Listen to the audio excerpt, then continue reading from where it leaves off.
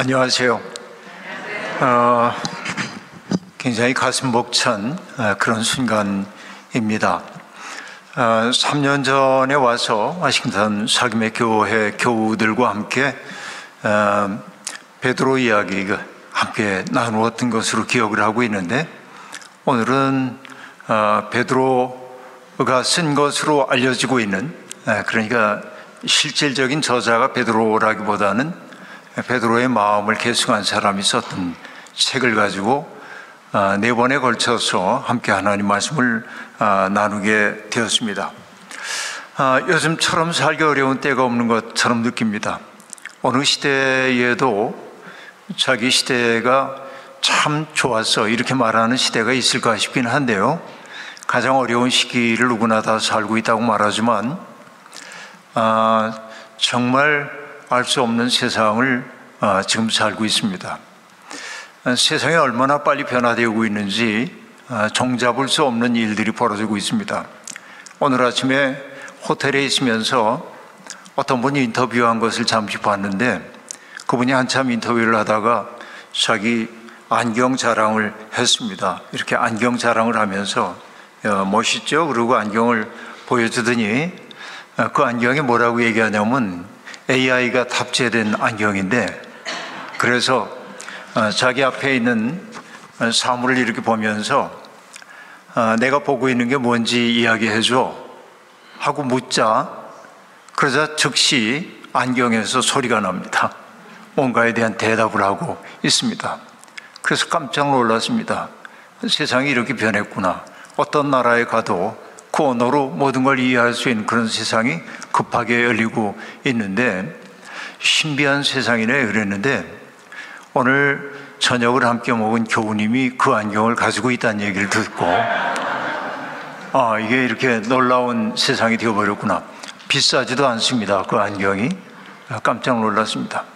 그러니까 향후 1년 혹은 6개월 이내에 어마어마한 변화가 일어날 거다, 그렇게 이야기를 하고 있고, 그런 세상이 아주 빠르게 우리에게 다가오고 있음을 알 수 있습니다. 자율주행하고 있는 차, 이런 것은 이제는 조금은 익숙해진, 운전대를 잡지 않는 그런 차들이 운전자가 없는 차가 시내를 주행하는 모습을 보면서 낯설게 여겨지기도 하고 놀랍게 여겨지기도 하지만, 이런 일들이 이제 빠르게 우리의 일상이 되어버리는 그런 세상에 살고 있습니다.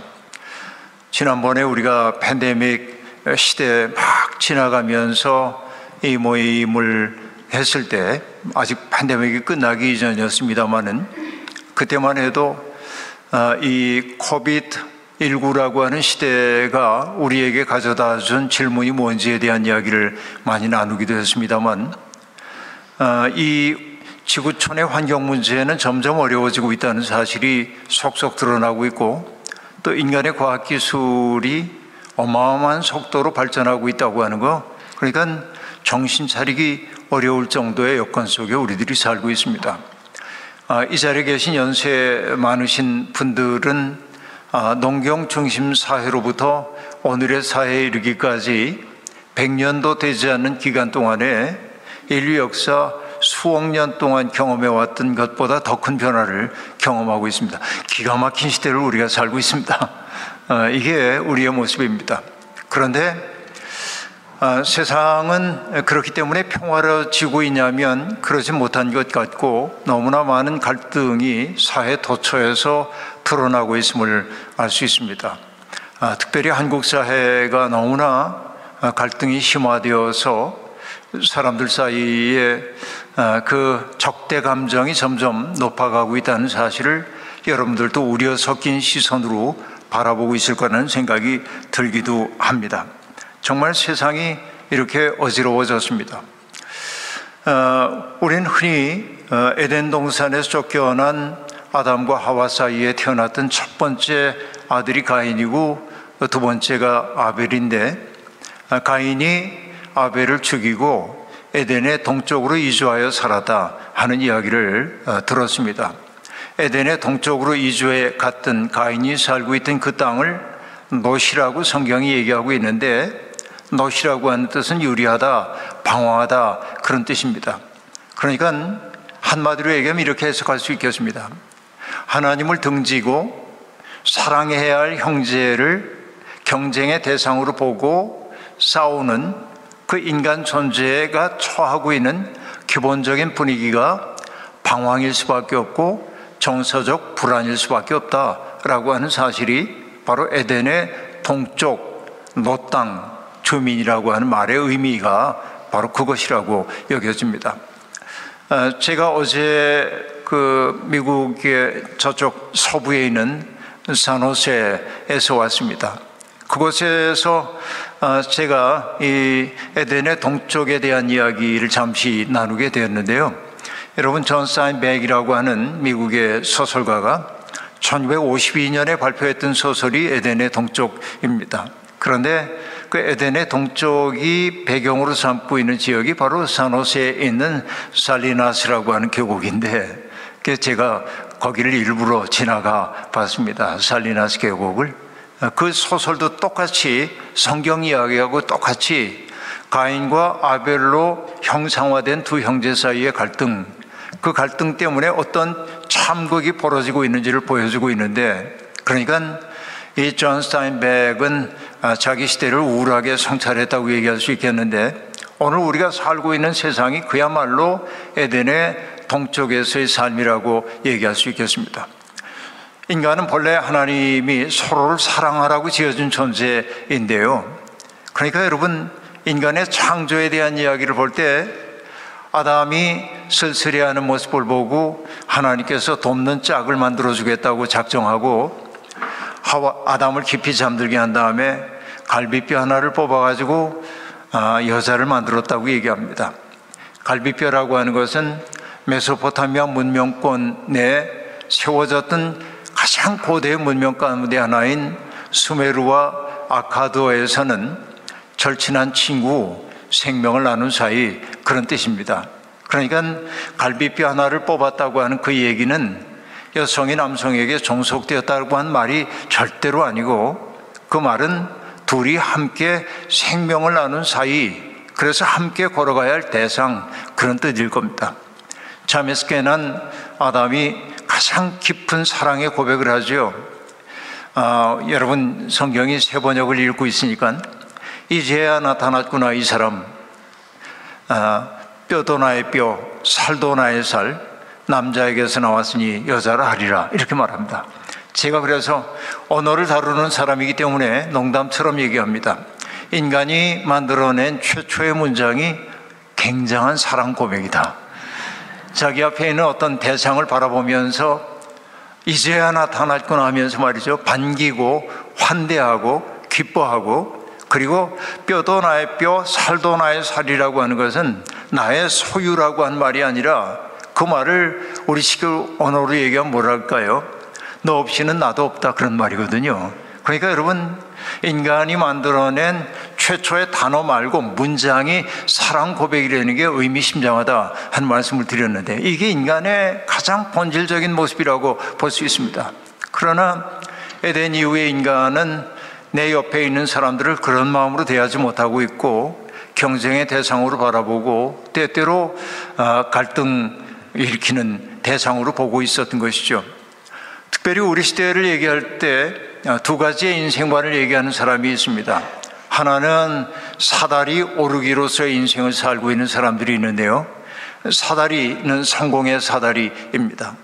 이 사다리 한 단 한 단 위로 올라가기 위해 얼마나 치열한 경쟁을 겪어내야 하는지 모릅니다. 그 때문일 겁니다. 한국의 그 경제학자였던 김기원이라고 하는 교수님이 계신데 세상을 떠났습니다. 몇 해 전에 그분이 어느 신문에 컬럼을 썼는데요, 그 컬럼 제목이 세 음절로 되어 있는 세 단어였습니다. 고단함, 억울함, 불안함, 한국인을 사로잡고 있는 세 가지의 정서라고 얘기했습니다. 고단하다고 하는 것은 뭡니까? 내가 꽤나 괜찮은 상품인 것을 사람들에게 입증해 보이기 위해서 내가 수없이 많은 자격을 따야 하고, 사람들에게 내가 효율성 있는 사람임을 입증시키기 위해 우리는 얼마나 노력하는지 모릅니다. 이게 이제 고단함이야. 우리 한국의 유치원생들부터 고단한 인생을 시작합니다. 그게 이제 고단함입니다. 그런데 억울함이라고 하는 건 뭐냐면, 고단함이라는 게 생산 과정에 관련된 정서라고 한다면, 그 다음에 소비 과정에 대한 과정에서 두 가지의 정서가 나타나는데, 그 하나가 억울함입니다. 똑같이 나도 학교를 다녔고 똑같은 대학을 나왔는데도 어떤 사람은 정기적으로 좋은 직장에 들어가고, 어떤 사람은 부모가 경제적 능력이 없어서 자기 학비 대줄 능력이 없기 때문에 아르바이트 해가면서 대학 공부를 하고, 그러다 보니까 편의점 아르바이트하고 편의점 일자리도 잘 나지 않으니까 야간 일자리 얻어가지고 하는데, 새벽 2시, 3시에 취객들이 와가지고 말도 못하는 행패를 부리기도 하는 거 받아내면서 그렇게 살다 보니 좋은 학점 얻을 수가 없고 좋은 직장 들어가지 못하고, 그래서 처음부터 비정규직으로 사회생활을 시작하는, 그러니까 억울하다, 내 인생 뭐야 이게, 이 억울함이 있다는 게 두 번째 정서이고, 세 번째는 뭐냐면 내 삶이 어떻게 될까, 내가 과연 인간다운 삶을 살 수 있을까 한 불안함이 인간을 사로잡고 있다고 얘기하는데, 어떻게 보면 사랑에 실패한, 하나님 사랑하기를 실패하고 내 형제 자매 사랑하기를 실패한 인간들이야말로 바로 그 세 가지 정서를 누릴 수밖에 없는 사다리 오르기로서의 삶에 동원된 사람들이라고 얘기할 수 있겠습니다.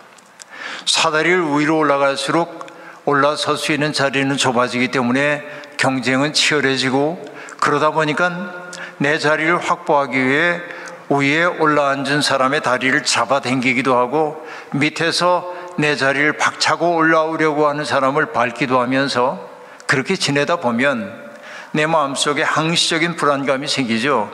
그래서 우린 사르트르처럼 얘기하게 됩니다. 타자는 나에게 있어서 지옥이다 라고 한 말이죠. 사랑해야 할 대상들을 지옥처럼 경험하는 것, 이것이 바로 성공의 사다리 오르는 인생이라고 얘기할 수 있겠습니다. 그러나 또 다른 하나의 인생이 있다고 얘기를 하고 있는데, 그것은 서클 댄스, 원무를 추는 삶이라고 얘기할 수 있겠습니다.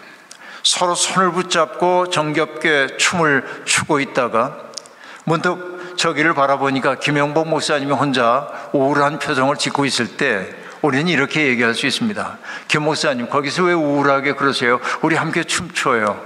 그래서 우리가 손을 벌려 김 목사님 손을 잡으면 원은 더욱 커지고 춤은 더욱더 흥겨워지죠. 우리의 신앙생활이라는 게 뭐냐면, 사다리 오르기로서의 삶에 지친 사람들이 함께 춤출 수 있는 공동체를 만들어가는 것이라고도 얘기할 수 있겠는데요, 이런 삶에 우리가 초대를 받았다라고 하는 얘기입니다. 우리가 살고 있는 세상이 우리를 몰아대고 있는 그 삶의 방향에서 우린 수없이 많은 갈등에 노출된 채 살다 보니 우리의 마음에는 찢긴 상처들이 너무나 많이 나게 되었고, 그 상처가 치유되기도 전에 또 다른 상처가 중첩되어 나타나기 때문에 우린 마치 뿌리 뽑힌 사람처럼 안식을 누리지 못하고 살고 있는 것입니다. 그 때문일 겁니다.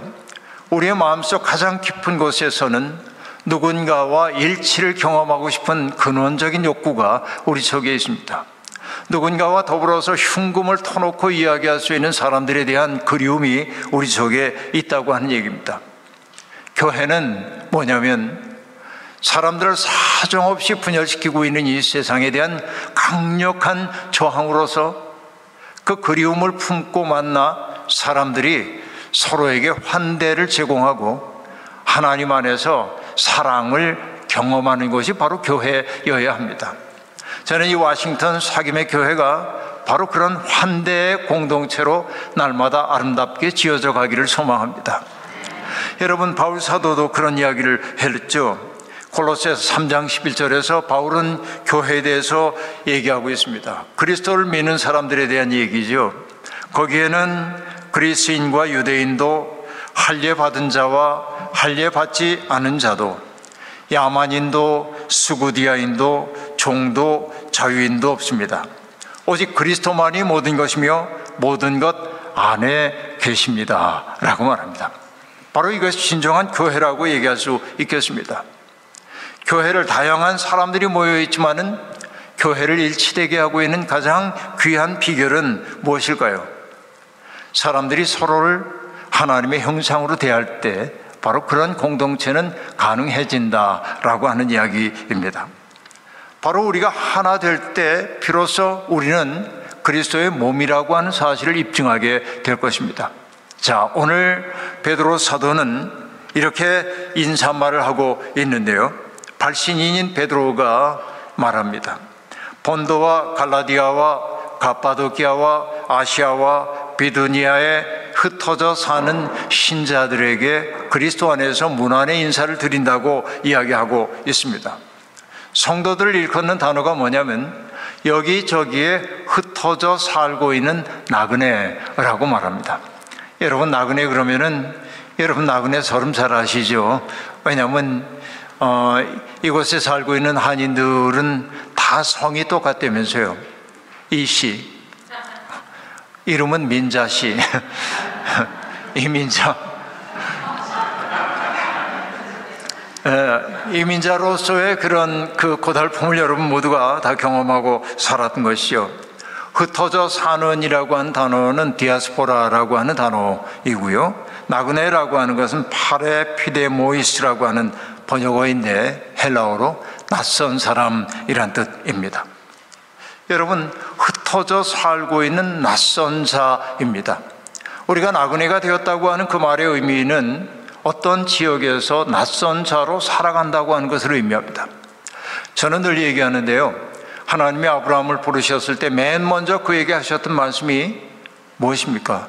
내 본토 친척 아버지 집을 떠나서 내가 내게 지시할 땅으로 가라 라고 하는 것이었습니다. 아버지, 본토 친척 아버지 집을 떠난다고 한 말의 의미는 무엇이겠습니까? 그것은 내게 익숙하던 세계를 떠나라고 하는 것이죠. 내 세계의 전부였던 그 세계. 여러분, 한국의 시인인 김준태 시인이 고향을 얘기하면서 얘기했습니다. 고향에서는 자빠져도 흙과 풀이 안아준다고 얘기합니다. 바로 이것이 고향이죠. 여러분, 우리에게 주어져 있는 장소로서의 고향도 있지만 고향이란 결국 무엇입니까? 우리의 그리움이 있는 것이죠. 그 그리움의 저편 어딘가에 어머니가 계시고 아버지가 계시고 그런 거죠. 바로 그것이 고향이죠. 그러니까 장소로서의 고향도 있지만은 어떤 사람에 대한 그리움도 우리 속에 있는 법인데요. 여러분, 정일근이라고 하는 한국의 시인이 둥근 어머니의 두레밥상이라고 하는 시에서 이렇게 노래하고 있습니다. 이렇게 네모난 밥상에, 그쵸, 모난 밥상에 지쳤다는 겁니다. 밥상이 모나다고 하는 얘기는 뭡니까? 서로 먹고 살기 위해서 긴장하며 살 수밖에 없는 그 삶을 시인은 시적 언어로 모난 밥상이라고 얘기했어요. 모난 밥상을 대할 때마다 어머니의 둥근 두레밥상이 그립다고 얘기합니다. 어머니의 두레밥상에서는 모두가 다 사랑의 꽃밭을 피우죠. 자식들이 숟가락을 높이 들면 어머니가 골고루 나눠주신 고기 반찬 골고루 나눠 먹는 그 사랑의, 어머니가 피우시는 사랑의 꽃밭이라고 얘기하면서 그리워합니다. 그리움의 까닭은 무엇입니까? 모난 밥상을 대하며 살고 있기 때문에 그렇습니다. 내가 뭔가를 먹기 위해서 남의 밥상을 엎어버리기도 하고, 그리고 내가 내 먹을 것을 취하겠다고 날카로운 발톱을 가진 짐승처럼 누군가의 마음을 핥히기도 했던 자기를 반성하면서, 그러니까 어머니의 둥근 두레밥상을 그리워하고 있는데 우리 모두 그러하죠. 그러니까 고향은 그렇게 나를 따뜻하게 있는 그대로의 모습으로 안아주는 것입니다. 근데 고향을 떠나서 낯선 자가 된다고 하는 것은 언제라도 취약한 존재일 수밖에 없는 것입니다. 나를 보호해줄, 나의 울타리가 되어줄 사람이 없다고 하는 것처럼 고달픈 일이 어디에 있겠습니까? 여러분, 저도 서부에 있다가 어제 이 동부로 왔습니다만, 공항에서 이렇게 지나올 때 뭐 이제 자주 나왔으니까 익숙하긴 합니다만, 그래도 여러분들처럼 언어에 익숙하지는 않기 때문에 마음속에 당혹스러움을 느낄 때가 얼마나 많습니까?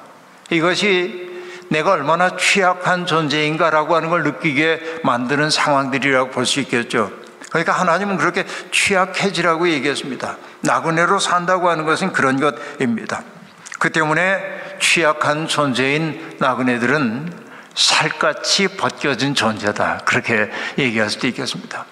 조그만 시기만 해도 소스라치게 놀랄 만큼 어려워지는데 여러분이 바로 그런 마음으로 사시지 않았습니까? 처음에 타향살이 몇 해든가 손꼽아 헤어보니 고향 떠난 10여 년의 청춘만 늙고 부평 같은 내 신세가 혼자도 기막혀서 창문 열고 바라보니 하늘은 저쪽, 이렇게 고향 집 앞에 있는 버드나무 지금도 여전할 텐데 호들기를 꺾고 불던 그 시절이 그립다고 말이죠. 옛날에 그런 노래 불렀었는데 그런 것이죠.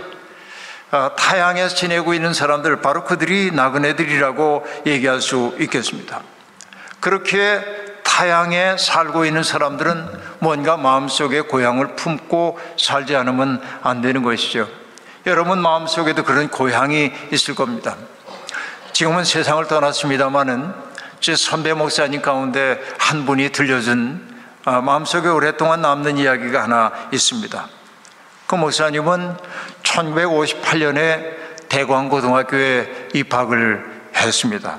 그런데 그는 아버지가 목회하던 경기도 연천군 상리에서 통학을 했다고 합니다.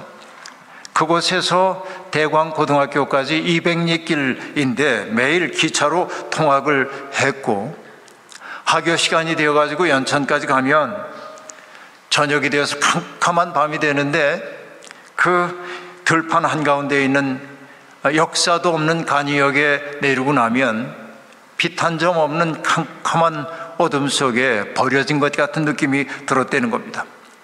겨울에는 볼을 에일 듯한 한이바람이 그의 품으로 달려 들어가지고 춥고 두려운 마음이 가득 차 있는데, 그러다가 외로운 마음에 산중턱을 바라보면 거기에 깜빡거리며 비치는 등불 하나가 있었다는 겁니다. 늦게서 돌아오게 될 아들을 생각하면서 아버지가 내다 걸었던 등불입니다. 우리가 그런 등불을 장명등이라고 얘기하는데요, 긴 장자에다가 밝을 명자, 등등자를 써서요, 장명등이라고 하는데, 그런데 그 목사님이 얘기를 합니다. 한마디로 얘기해, 그게 위로가 되었다. 그게 위로가 되었다. 거기에 있던 등불 하나가, 그리고 장년이 된 아들이 고백합니다.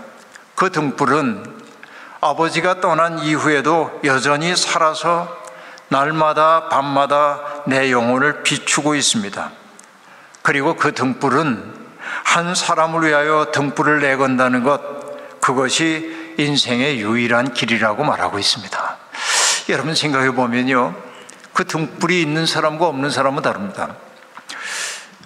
앞에 있어서 얘기하기 좀 곤란하긴 하지만 내 마음속에 그래도 안심이 되는 게 김영복 목사님이 여기에 있는 게 내 마음속에 장명등 같은 존재이기도 합니다. 가까이 계신 분들은 그거 잘 모를 수도 있어요. 그런데 저는 멀리 떨어져 있으니까 여기 미국을 생각하면 늘 김영복 목사님 생각하면 장명등 같은 생각이 나요. 그러니까 어딘가에서 등불 하나가 빛나고 있다는 게 나로 하여금 더 걸어갈 힘을 주는 거예요. 시인인 나이덕 시인도 산속에서라는 시에서 얘기합니다. 깜깜한 밤속에 길을 걸어가다가 길이 보이지 않을 때 멀리서 깜빡거리는 등불 하나, 그것이 우리를 밝게 만드는 게 아니라 걸어갈 힘이 되어준다고 말이죠. 우리의 인생이 제 아무리 어려워도 우리의 등불이 되어주는 사람 하나가 있다고 한다면 나그네들도 걸을만 하지 않겠습니까? 그렇죠? 이 마음들이 우리에게 있는가? 여러분 자꾸 이 생각이 떠오르는데요, 한국의 사회학자이고요, 은퇴하셨지만은 서울대학교 사회학과 교수였던 한완상 박사님 기억나는 분들이 계신지요? 통일부 장관도 하셨던 분이시죠. 그 어른 가끔 뵙는데 그 어른이 책을 주기도 하고 또 저희 교회도 자주 오시기도 하고 그랬습니다. 그런데 그분의 책에 이런 얘기가 나옵니다. 1962년에 미국으로 유학을 오셨어요. 한 박사님이. 그런데 너무나 가정 형편이 어려웠기 때문에 미국 올 여비를 마련할 수가 없는데 스승인 이상백 선생님이 가까스로 여기 올 수 있는 비용을 마련해 주셔서 샌프란시스코까지 비행기를 타고 왔고, 샌프란시스코에서 동부인 애틀란타까지 그레이하운드를 타고 2박 3일 동안 달려서 에모리 대학에 도착을 했답니다. 얼마나 지쳤겠습니까? 기진맥진한 상태로 기숙사에서 짐을 푸는데 자기가 싸지 않은 비닐봉투 하나가 캐리어에서 나왔습니다. 서울에서는 출발할 때 보지 못하던 비닐이어가지고 가만히 뜯어보니까 그 안에 편지 하나와 헝겊이 들어있었습니다. 그런데 헝겊 안에는 흙 한 줌이 들어있었습니다. 아버지의 편지는 이렇게 적혀 있어요. 완상아, 고향 생각나면 이 흙 냄새를 맡아보아라. 이 흙은 우리 집 마당 흙이다. 조상들의 뼈와 피가 묻혀있는 조국 강산의 흙이다. 조상들의 넋이 이 속에 스며있다. 부모, 형제, 자매의 사랑이 흙 속에 녹아있다. 어떤 어려움이 있을지라도 이 흙 속에 담긴 사랑의 힘으로 잘 이겨내고 값진 배움의 삶을 살아라. 이게 한한상 선생님이 고백합니다. 그 한 줌의 위로가 자기에게 어떤 어려움이 다가와도 이겨낼 수 있는 힘이 되었노라고 그렇게 이야기합니다. 아마도 아버지가 헝겊에 싸서 몰래 담아주셨던 그런 한 줌의 흙처럼 여러분도 나그네로 살아가면서 여러분의 인생을 지탱해 주었던 그런 아름다운 기억이 있을 거라고 생각해 본대요. 그러니까 여러분, 이 베드로는 지금 성도들 곳곳에 흩어져 살고 있는 성도들을 나그네라고 지칭함으로 그들이 일상 속에서 겪어내야 하는 아픔이나 어려움들을 마음속에 다 새기고 있음을 알 수 있습니다. 그리고 사도는 얘기합니다. 그들이 겪는 어려움들, 고난의 실상에 대한 이야기를 사도는 잘 이해하고 있습니다. 왜? 예수 믿는 사람들은 누구에게나 낯선 존재이기 때문에 그렇습니다.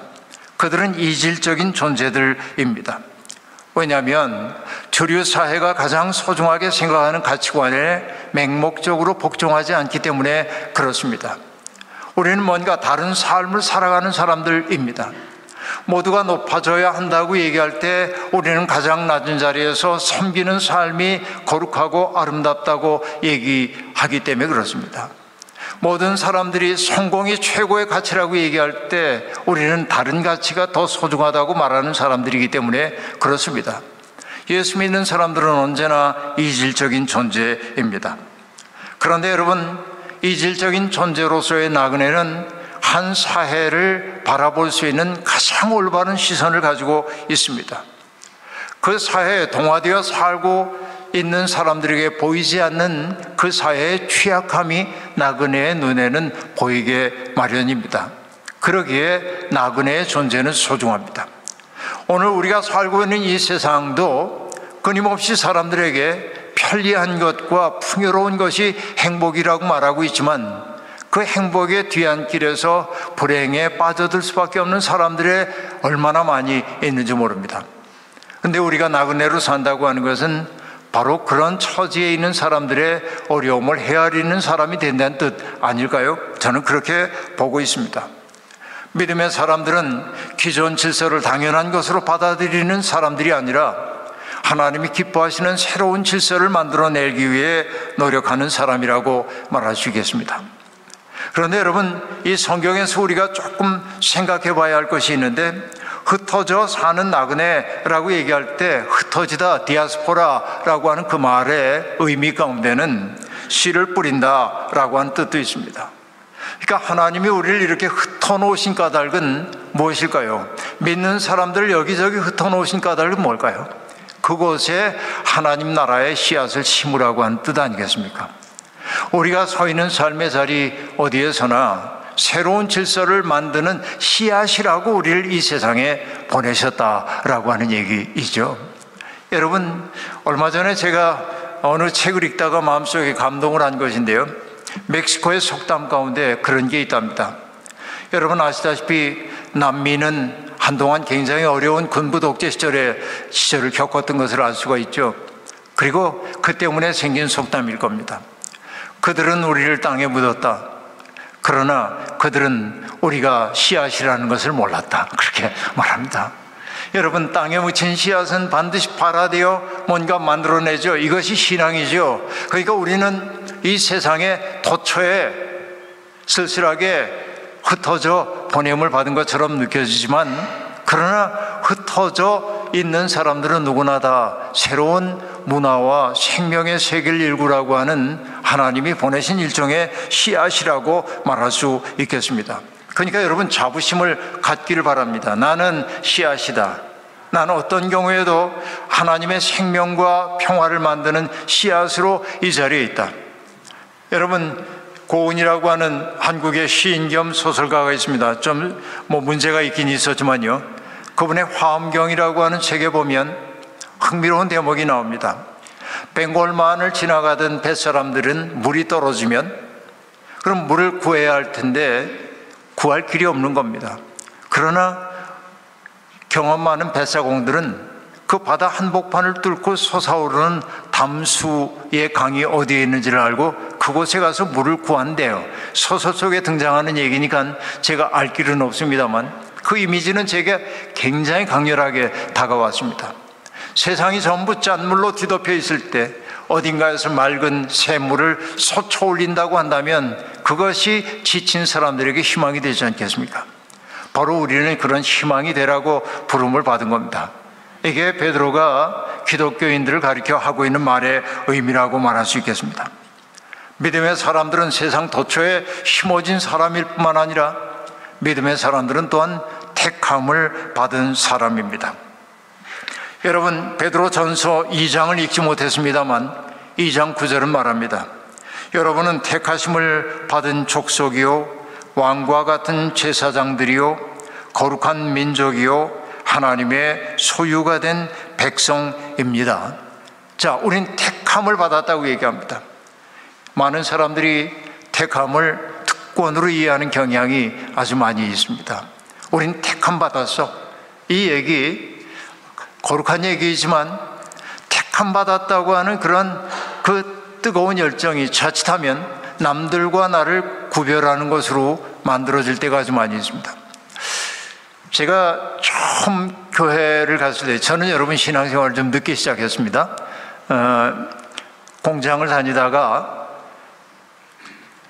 공장 생활에 지쳐서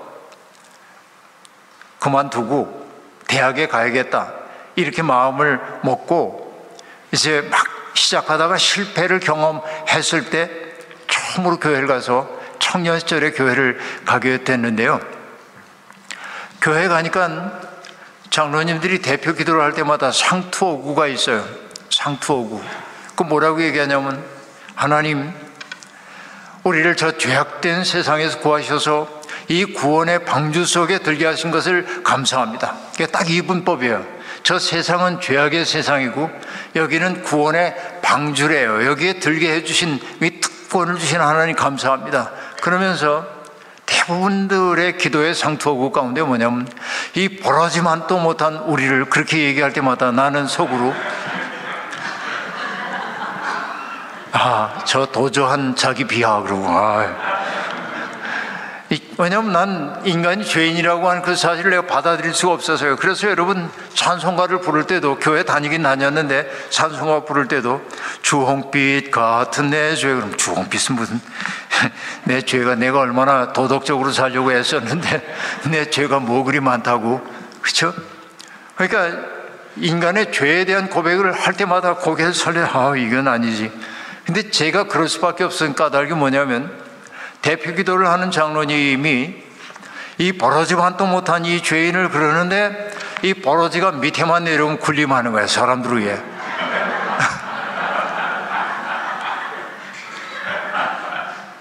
이 부조화가 나는 견딜 수가 없어서요. 처음 교회를 갔는데 여기선 벌어진데 저기선 군림하는 왕적 존재로 처신하는데 이거 견딜 수가 없어요. 그러니까 난 다 의심했어요. 저분이 하는 얘기가 저게 신빙성이 있는 얘기야? 그 생각을 늘 품는데 그 말도 난 받아들이기가 어려서요. 제가 죄악된 세상에서 우리를 구하셔서 구원의 방식을 나중에 보니까 교회 밖에 있는 사람들 가운데 훨씬 더 윤리적이고 도덕적이고 또 선한 사람들 많고 교회 안에도 이상한 사람 많은데 정말 다양한 사람들이 있는데 우리가 이렇게 얘기해도 되는 거야? 뭐 이런 생각을 가질 때가 아주 많이 있습니다.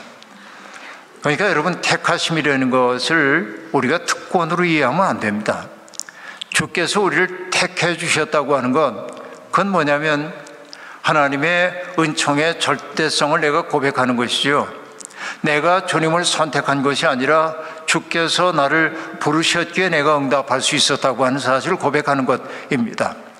여러분, 이스라엘 사람들이 광야를 탈출해서 광야 한복판 애굽을 탈출해서 광야에 들어갔을 때 시내산 앞에서 하나님과 그 백성 사이에 언약이 맺혀지게 되어 그들은 하나님의 백성이 되었습니다. 그들이 입학시험 보고 택하심 받은 것 아닙니다. 하나님의 절대적 선물로서의 은혜가 그들에게 주어진 것이죠. 그때 그들은 우리는 무자격하지만 하나님이 우리에게 이 값진 선물을 주셨다고 얘기하면서 그 무상의 감격을 택함 받았다는 말로 표현했는데 그 감격은 사라지고 표현만 남게 될 때 우린 택함 받았어 라고 한 오만한 자의식이 됐던 것이죠. 기독교인들도 그런 것 아닌지 돌아봐야 합니다. 근데 하나님이 우리를 택하여 주신 까닭은 왜일까요? 우리 잘 되라고 하는 것이겠죠, 1차적으로는. 그러나 더 중요한 것은 무엇입니까? 택하신 까닭은 우리와 더불어 하시고 싶은 일이 있기 때문입니다. 그래서 저는 얘기합니다. 기독교인은 누구인가? 하나님의 꿈이다 라고 얘기합니다. 하나님은 우리를 통하여 역사의 꿈을 꾸기를 원하십니다. 하나님은 나와 더불어 하고 싶은 일이 있어서 우리를 택하여 주신 줄로 믿습니다. 그렇죠? 여러분 생각해 보십시오. 저는 저 뒤에 제 아내도 와 있습니다만은 제 아내에게 저는 유일한 남편입니다. 그러리라고 믿습니다. 그러니까 여러분, 저는 제 아내에게 뭐가 되어야 되냐면 하나님이 내게 유일하게 주신 아내이잖아요. 그러니까 책임을 다해야 하는 것입니다. 피차간에 신실하게 책임을 다해야 하는 것이겠죠. 이것도 하나님의 일입니다. 내가 나에게 주어져 있는 어떤 대상들과 더불어서 아름다운 관계를 맺는 것도 신실한 믿음의 행위라 하는 얘기죠. 그러니까 하나님은 나를 통해서 하시고 싶은 일이 많기 때문에 나를 이 세상에 두셨다라고 얘기할 텐데, 특별히 하나님이 우리를 이 교회로 불러주신 까닭은 뭐냐면 그리스도의 몸으로서의 우리를 통하여 하나님이 하시고 싶은 일이 있기 때문에 그러한 것입니다. 어떤 일을 하고 싶으신걸까요? 주님은 우리에게 망가진 이 세상을 고치는데 내 도움이 필요해 라고 말씀하십니다. 저기 눈물 흘리고 있는 사람의 눈물을 닦아주는데 내 손길이 필요해. 저기 외로움 속에 유폐되어 살고 있는 사람을 위로하고 싶은데 내가 내 손과 발이 되어줬으면 좋겠어. 바로 이것이 택함 받았다는 말의 의미예요. 그러니까 여러분, 우리가 하나님의 손과 발이 되는 것이야말로 택함 받은 사람의 삶이라고 얘기할 수 있겠습니다. 택함을 받았다는 그 사실이 내 마음속에 와닿을 때는 언제입니까? 여러분, 그것은 우리 속에 성령의 충만함이 있을 때 그 사실을 비로소 알게 되는 것이죠. 성령이 하시는 일은 무엇이에요? 여러분, 요한복음에는 성령이 하시는 일을 우리에게 의와 죄와 심판에 대해서 알게 해준다고 얘기했고, 성령은 또한 우리에게 하나님의 말씀을 기억나게 하신다고 이야기했습니다. 살다 보면 우리 인생의 어려운 고비를 만날 때가 제법 많이 있는데, 그때 앞길이 캄캄하고 앞이 보이지 않을 때, 정말 나로서 어떤 길도 보이지 않아 방황하고 있을 때 하나님 참 묘한 분이죠. 기억의 깊은 곳에 있었던 하나님의 말씀을 톡 쳐서 떠오르게 만드는 거예요. 이렇게 5년 전에 김영복 목사님에게 들었던 설교 내용 까맣게 잊고 있었는데 그 인생의 권경에서 문득 그때 들었던 말씀이 떠오르게 만들어요. 전 그걸 그렇게 얘기해요. 하나님이 톡 쳐서 이렇게 떠오르게 만들어요. 그 말씀이 내게 딱 떠오르는 순간에 내가 어떻게 살아야 하는지를 알았어. 그게 뭡니까? 성령이 하시는 일이란 말이에요. 성령은 하나님의 말씀을 기억나게 하십니다. 근데 여러분, 성령이 우리 속에 들어오시면 일어나는 일이 무엇입니까? 너와 나를 갈라놓고 있었던 분리의 담장들이 무너집니다. 초대교회가 그러하였습니다. 담이 무너지고 뭐가 생겼습니까? 다리가 생기는 거예요. 너와 나 사이를 오갈 수 있는 마음의 통로가 열리게 되는 겁니다. 바로 이게 초대교회였던 것이죠. 택함 받은 사람들의 삶은 연결하는 사람의 삶인 것을 알 수 있습니다. 세상은 끊임없이 우리를 갈라놓습니다. 조각냅니다. 그래서 각자 도생의 세상이라는 살벌한 말이 등장했습니다. 그러나 성령께서 하시는 일은 무엇입니까? 흩어졌던 사람들을 하나하나 모아서 연결해 주는 것이지요. 그래서 서로 유기체처럼 변하게 만든다라고 하는 얘기입니다. 바로 이것이 우리를 택해 주신 까닭이에요. 조각내고 있는 세상에서 연결된 사람으로 산다고 하는 것이 믿는 자들의 복 가운데 하나라고 말할 수 있습니다. 우리는 또한 예수 그리스도의 핏부림을 받은 사람들이죠. 그렇죠? 인간이 타락했다고 하는 것, 그것은 자기 속으로 구부러진 것이 인간의 타락이라고 얘기할 수 있겠습니다. 자기밖에 몰라요. 자기를 세상의 중심에 놓고 살려는 게 인간입니다. 죄악된 인간의 삶이란 말이죠. 그러나 여러분, 영성이 깊어진다는 말의 의미는 뭐냐면 그게 간단합니다. 어떤 사람이 여러분 성경을 100번을 읽고 하루에 기도를 3시간씩이나 하고 이런다고 그 사람이 영적인 사람입니까? 어느 날 제가 어떤 지방에 집회에 갔더니 그 지방에서 정말 그 목회자들을 힘들게 만드는 목사님이 한 분 계셨는데 정말 성격이 참 이상한 분이시라고 다들 어려워하는 분인데 교인들도 매우 힘들어하고, 그 목회자 제가 특강을 딱 하고 났더니 그분이 질문이 있다고 손을 들었어요. 그분의 악명은 듣고 있었는지라 제가 긴장을 했습니다. 어떤 질문을 하시려고 그럴까? 그랬더니 목사님 다 좋은데 하루에 몇 시간이나 기도하십니까? 왜냐하면 기도의 양을 가지고 내 영역을 한번 시험해 보겠다는 거예요. 근데 그렇게 남을 심판하려고 하는 그분이 악명이 높아요. 이거 어떻게 된 일이에요? 기도하는 시간이 길다고 해가지고 그분이 영성적이라고 얘기할 수 없어요. 성경 많이 한다고 영성적이라고 할 수 없어요. 금식기도 자주 한다고 영성적이라고 말할 수 없어요. 어떤 것이 영성적이냐, 어떤 것이 우리가 경건해졌다고 얘기하냐, 여러분 스스로도 알 수 있어요.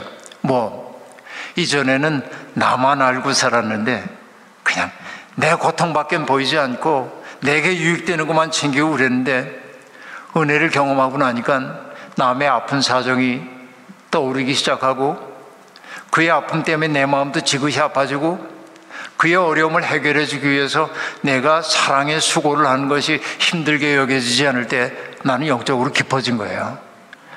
아직 내가 그런 경험이 없다고 한다면, 여전히 나에게 사로잡혀 있다고 한다면 아주 미안한 말이지만은 제 말이 아니라 이사야의 말이니까 용서하고 들으십시오. 성전의 마당만 밟을 뿐이니라, 그런 얘기예요. 그러니까 여러분, 정말 내가 믿음의 깊은 자리에 간다고 하는 건 다른 거 아닙니다. 그냥 나와 내 가족만 보고 살았는데 다른 사람들이 눈에 들어오기 시작하고 그래요. 그래서 제가 늘 생각하는 바가 있습니다. 교양이라고 하는 게 뭡니까? 교양이라고 하는 거 독일 말로 벨둥, 그래서 빌된 동사인데 뭔가를 짓다, 만들다, 쌓아가는 게 빌둥하는 거예요. 이게 교양입니다.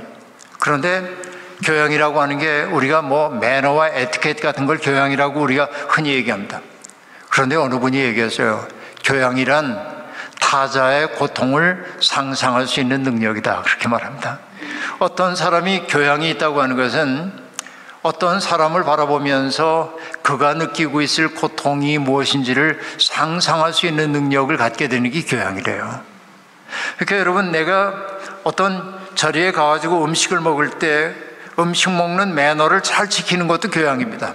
그러나 진정한 의미의 교양이라는 건 뭐냐면, 내가 이렇게 음식 잘 먹고 있는 저 창문 밖에 굶주리고 있는 사람이 보일 때 그 사람을 위해 음식을 더 주문할 수 있는 마음이 교양이라, 그런 얘기예요. 이게 믿음이 깊어진다는 것도 그런 거예요. 그러니까 여러분, 그 사람이 평화를 만드는 사람인지를 보면 될 수 있는데, 그 사람이 있는 곳에서 평화가 빚어지고 있는지를 보면 그의 영적 상태를 우리가 알 수 있겠는데, 예수의 핏부림을 얻었다고 한 말은 신비한 말인 것처럼 보이지만, 예수의 피가 우리 속에 있다고 한 말의 의미는 뭡니까? 우리가 예수의 심정이 되어 살기 시작하는 그 의미예요. 예수의 눈으로 사람들을 바라보며 살기 시작하는 것이 예수의 핏부림 받은 사람 아닙니까? 주님은 병든 사람을 바라보면 그냥 안 됐네 그러지 않으셨죠. 그들의 고통을 함께 알아내셨죠. 함께 알아내는 거예요. 여러분, 우리가 앓다, 한글 공부 한번 해요. 누군가의 병을 앓다, 받침이 리을 히읗이잖아요. 앓다. 뭔가를 우리가 안다 할 때 명사형으로 하면 암, 리을 미음이잖아요. 앓다와 앓은 연결되는 거예요. 내가 그 사람의 아픔을 함께 아파 볼 때 그를 아는 거예요, 비로소. 근데 누군가의 아픔을 내 아픔으로 삼는 데는 그 말은 달리 얘기하면 뭐예요? 사랑이에요. 저 사람이 아팠는데 왜 내 마음이 아파집니까? 사랑하기 때문이죠. 예수님이 병든 사람을 바라보면서 그 사람의 고통을 고스란히 느꼈던 게 뭐냐면 사랑이에요.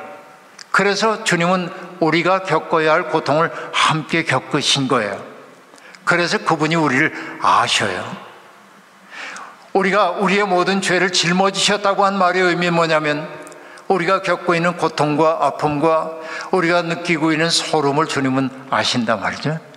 이게 히브리서의 언어로 얘기하자고 한다면, 우리에게 있는 대제사장은 우리의 연약함을 체휼하지 못하시는 분이 아니시오 라는 말입니다. 주님은 우리의 고통을 그대로 느끼신다는 것이죠. 그러니까 예수의 핏부리심을 받았다고 하는 건 뭐냐면, 예수의 심정이 되어서 사람들을 대하기 시작했다. 이게 성도입니다. 여러분들 속에 예수의 피가 있기를 소망합니다. 그러니까 예수의 눈으로 세상을 바라보기 시작한다라고 하는 얘기입니다. 그때 여러분, 예수의 심정이 된 사람들이 있는 곳에서 벌어지는 사건이 무엇입니까? 아까 성령의 능력 안에 있을 때 연결된다고 얘기했죠. 예수님이 계신 곳마다 식탁 공동체가 열립니다. 서로 만날 수 없었던 사람들이 만나 음식을 나눕니다. 분리의 장벽이 무너집니다. 그리고 자기의 삶의 그 의미를 잃어버린 사람들에게 삶의 의미를 되찾게 해주는 거죠. 바로 이게 예수가 했던 일이라고 말할 수 있겠습니다. 여러분, 바로 이런 누군가를 사람으로 대해주는 한 사람을 만날 때 우리는 변화되는 거죠. 3년 전에 봤을 때 그 얘기 했는지 안 했는지 제가 모르니까, 뭐 또 다행인 건 대개 들은 걸 여러분이 다 잊어버리시기 때문에 그죠? 또 얘기해도 괜찮을 거라고 생각하는데, 돌아가셨습니다만 원주에 계셨던 그 지학순 주교님이라는 분이 있습니다. 가톨릭 주교, 백발의 주교님, 유명하셨어요 옛날에. 그런데 이 원주에 원주역이 있고 주교님이 사는 여기에 관사가 여기에 있으면은 역에서부터 관사까지 갈 때 여기 똑바로 가면 굉장히 빨리 갈 수 있는데, 주교님은 언제나 여기를 우회해서 갔답니다. 왜냐하면 그 숏컷, 거기가 뭐냐면 유곽이에요. 역전에 있는 그 유곽입니다. 그러니까 그 유곽을 통과해 가기가 좀 그렇죠. 점잖은 체면에. 그러니까 늘 이렇게 우회를 하고 있는데, 어느 날 역에 내린 이 주교님이 몹시 피곤하셨던지라 집에 빨리 가고 싶으셔서 그 유곽을 통과해서 가는데 거리에 나와 있던 여인들도 그분이 누구인지를 다 알아요.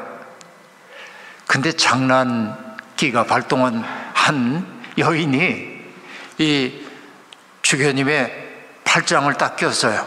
이렇게. 그리고 얘기했어요. 할아버지, 놀다 가세요.